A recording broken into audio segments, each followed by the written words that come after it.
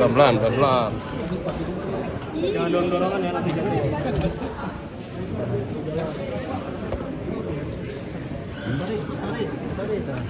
Udah sini Pak.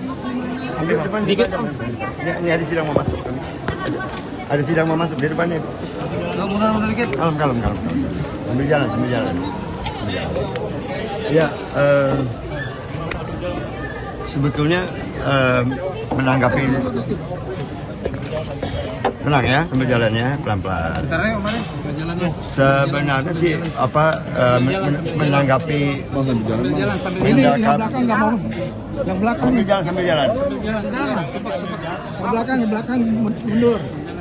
Sebenarnya sekali lagi ya, saya bicara dulu. Sebenarnya menanggapi replik dari jaksa penuntut umum, saya cuma ingin mengklarifikasi aja. Nanti mungkin di duplik juga akan saya sampaikan. Jangan lupa ya. Sambil jalan Bang. Enggak ada udara nanti kasihan. Sambil jalan. Ya, jadi tanggapan yang saya akan tegaskan, mungkin saya bisa sampaikan sedikit di sini, bahwa memang dari awal saya sebagai sidang hari ini seperti apa? Sidang pada hari ini adalah pembacaan replik dari jaksa. Jadi apa itu replik? Adalah ketika pihak tim pembela mengajukan pledoi, seringkali ada jawaban terhadap pledoi. Terutama kalau pledoi atau pembelaan dari tim penasihat hukum ini berupa permohonan supaya diputus bebas atau lepas dari hukuman. Itu jaksa harus menyanggah itu. Nah, karena kemarin pledoi kita adalah meminta supaya majelis hakim memutus bebas terhadap seorang Faris RM, tentunya jaksa harus melakukan replik jawaban atau sanggahan terhadap pledoi. Dan itu dilakukan dengan cara pembacaan replik secara tertulis yang tadi dibacakan. Jadi sudah benar jaksa melakukan kaidah-kaidah hukum acaranya. Isinya apa tuh Pak? Isinya tadi cuma persoalan beda penafsiran antara tentang sosok Faris RM. Yang pertama mengenai Faris RM ini bagi jaksa dianggap sehat walafiat sehingga dianggap bukan pecandu. Karena kalau pecandu itu harus ada kecanduannya, gemeter-gemeternya atau rasa ininya sakitnya. Ternyata jaksa menganalisa selama ini Faris RM sehat-sehat aja. Jadi dianggap sebagai bukan pecandu atau malah orang yang sehat gitu yang kemudian menyalahgunakan narkotika. Dari situ jaksa berbeda penafsiran dengan tim penasihat hukum, di mana pembela menyatakan Faris RM ini kecanduan. Jaksa bilang dia nggak kecanduan gitu, sehingga dia layak untuk dihukum gitu kata jaksa. Yang kedua mengenai kata legenda, bahwasanya Faris RM seorang legenda musik.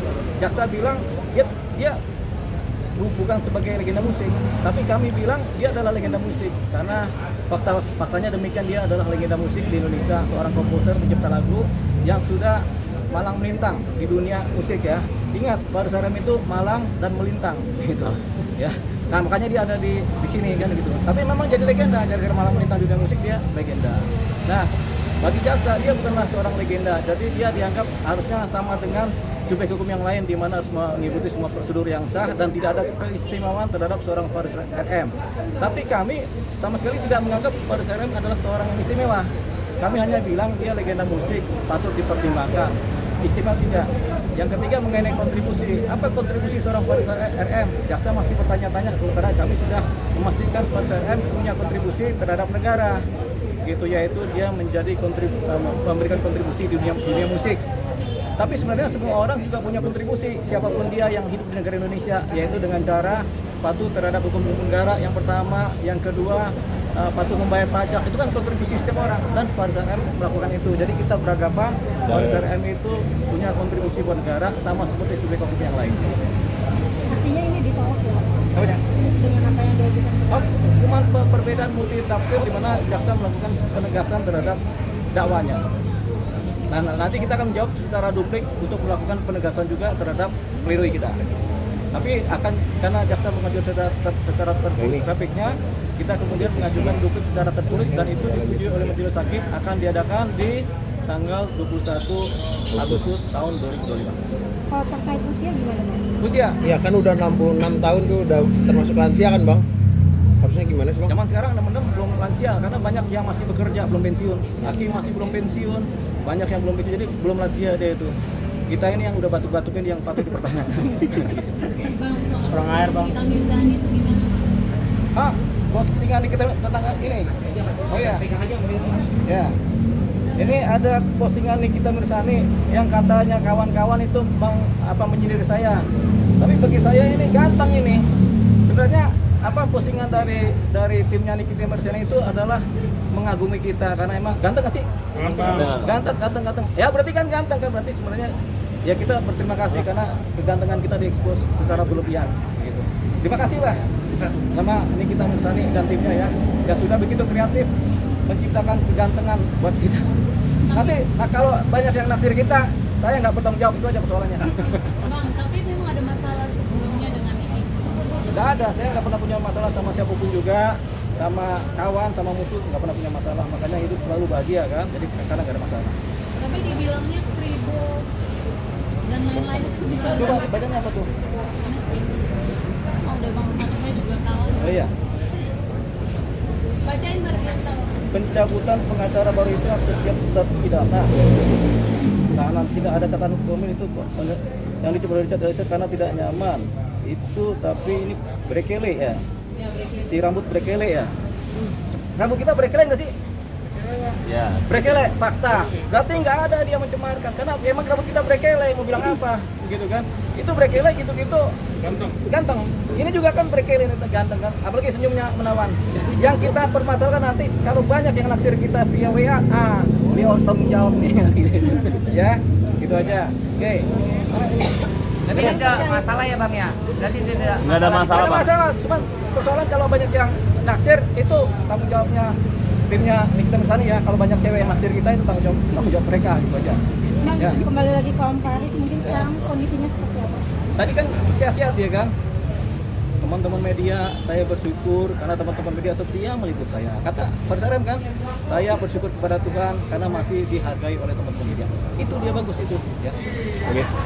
Ngomong itu kan?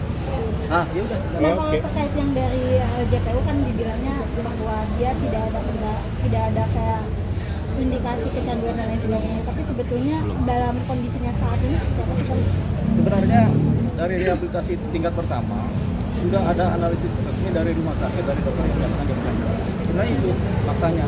Tapi kan jaksa mungkin belum membaca itu atau belum melihat itu bukti itu sehingga jaksa menganggap dia nggak kecanduan.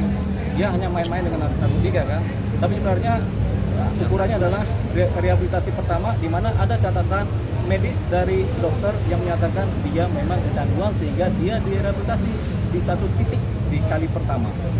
Bang, tapi abang sendiri udah memprediksi belum sih mungkin yang pledoi abang kemarin tuh akan ditolak? Itu bukan ditolak, cuman pledoi kita sebenarnya tidak ditolak, tapi jaksa cuma menyanggah persoalan penafsiran mengenai beberapa hal yang sudah saya sebutkan tadi. Tanggapan keluarga sendiri gimana Bang? Hah? Tanggapan keluarga Faris sendiri? Baik-baik aja, karena kita selalu komunikasi kan, walaupun pakai telepati kita komunikasi. Dari keluarga gimana Bang, sudah bertemu dengan keluarga? RSRM sudah, kalau di Cipinang kan di tahanan kan suka keluarga menjenguk.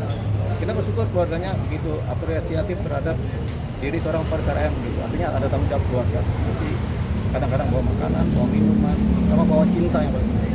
Terlebih kan katanya anaknya juga nggak bisa operasi. Iya, karena anaknya operasi itu anaknya tetap bertahan dalam hidupnya kan. Operasi kemudian sembuh itu kan tanda ketahanan dan cinta buat RSRM kan. Ada juga orang operasi langsung meninggal kan, ada juga kan. Persiapan untuk sidang selanjutnya? Oh iya, nanti kan tanggal 21 Agustus masih lama. Ya, jadi kita akan persiapkan secara sederhana. Kayak kita mengadakan ulang tahun sederhana, persiapan buat bikin pledoi juga buat publik juga sederhana. Bang, menjelang 17 Agustus dapat remisi nggak sih Bang? Ya belum diputus bersalah. Jadi belum ada dikenal remisi itu. Ya. Siap. Thank you, Bang.